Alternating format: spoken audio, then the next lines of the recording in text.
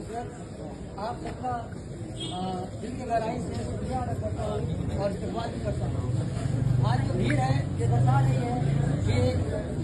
दर्ज इमाम उमर खाली या जितने भी पॉलिटिकल बिजनेस हैं हम उनके साथ खड़े हैं, उनकी लड़ाई को मजबूती से लड़ने के लिए तैयार हैं। आज जो देश की हालत ऐसी है कि देश का प्रधानमंत्री लोगों को कपड़ों से पहचानने लगते हैं। देश का गृह मंत्री खुलेआम ये कहते हैं कि ईवीएम का बटन दिल्ली के नगर चुनाव के समय पर ऐसा कहते हैं ईवीएम का बटन इतने जोर से दबाओ कि झटका शाहीन बाग को लगे। साथियों, ऐसा कहा जाता है अनुराग ठाकुर एक बड़ा नेता जो कि खुलेआम ये कहता है, एक बड़ी भीड़ से नारा लगाता है, देश के गद्दारों को गोली मारो सालों। साथियों, दिल्ली माहिती कमीशन का एक रिपोर्ट आया था दिल्ली दंगे के बाद कि दिल्ली दंगे के जस्ट पहले कपिल मिश्रा जो कि एक बड़ा नेता है, जो पहले आम आदमी पार्टी का नेता हुआ करता था, उसके बाद बीजेपी में गए है, उन्होंने बड़ी सभा में जहाँ पर सीनियर पुलिस ऑफिसर भी मौजूद होता है, वहाँ पर वो कहते हैं कि 3 दिन के अंदर ये जो शाहीन बाग में प्रोटेस्ट चल रहा है CNRC के खिलाफ, इसको खत्म किया जाए और अल्टीमेटम देते हैं, नहीं तो हम अपना अगला कदम उठाएंगे। साथियों, ये दिल्ली माइनॉरिटी कमीशन का भी रिपोर्ट आया था कि वो दंगा का जो भड़काऊ भाषण के बाद ही दंगे की शुरुआत होती है, लेकिन उस पर कोई कार्रवाई नहीं हुई।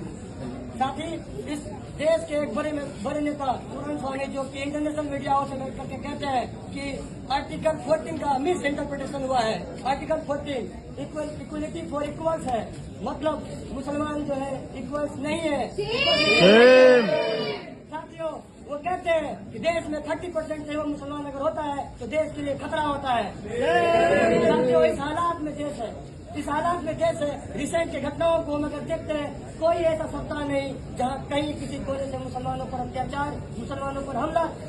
आने की खबर न आए। साथियों, हाल ही में यूपी में जिस तरह से आर्यन मिश्रा को मारा गया, हम इसको कंडेम करते हैं, लेकिन उससे भी अफसोसनाक यह होता है कि मारने वाले ये कहते हैं कि उनको अफसोस है कि उन्होंने आर्यन मिश्रा को मारा है, वो गलती से मारा है, वो मुसलमानों को मारना चाह रहे थे। साथियों, ये हालात है। इस हालात में जो दिल्ली दंगों में आज हम लोग देख रहे हैं, 2-3 नाम हमारे सामने है, लेकिन दिल्ली दंगा के बाद, CNRC के प्रोटेस्ट के बाद जो शाहीन बाग की हमारी माओं ने, हमारी बहनों ने जो हिम्मत दिखाई थी, उस प्रोटेस्ट के बाद जिस तरह से साइलेंट अरेस्टिंग हुआ है, जामिया कैंपस से स्टूडेंट्स को जिस तरह से उठाया गया है, अलीगढ़ मुस्लिम यूनिवर्सिटी के कैंपस से जिस तरह से मुसलमानों को उठाया गया है, स्टूडेंट्स को उठाया गया है, ये अभी हमारे पास 2-3-4 नाम जो बड़े नाम है हमारे पास है, हमारी सॉलिडिटी उनके साथ है, लेकिन कई ऐसी गुमनाम हस्ती है जिनका केस लड़ना उनके लिए मुश्किल है, वो केस लड़ने के काबिल नहीं है, वो सलाखों के अंदर बंद है। कई लोगों ने किसी तरह से केस लड़के बेल लिया है, कई लोग अभी भी जेल के अंदर। ये हालात देश के बने हुए हैं। इस हालात में हम सब एक साथ खड़े हुए हैं, यहाँ पर अपनी उपस्थिति दर्ज करते हैं इस लड़ाई में कि ये जो लड़ाई चल रही है, ये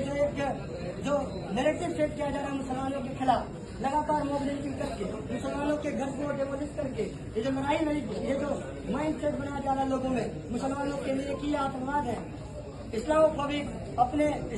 जो इंस्टेंसेस आए हैं, जो हमारे पास घटनाएं आए हैं, कैंपस में भी है, CHS की जो घटनाएं हैं, हमें CHS की घटनाएं सोचने पर मजबूर करती है कि ये आखिर दिल्ली कैंपस में भी इस तरह की घटनाएं क्यों आ रही है। साथियों, इस हालात में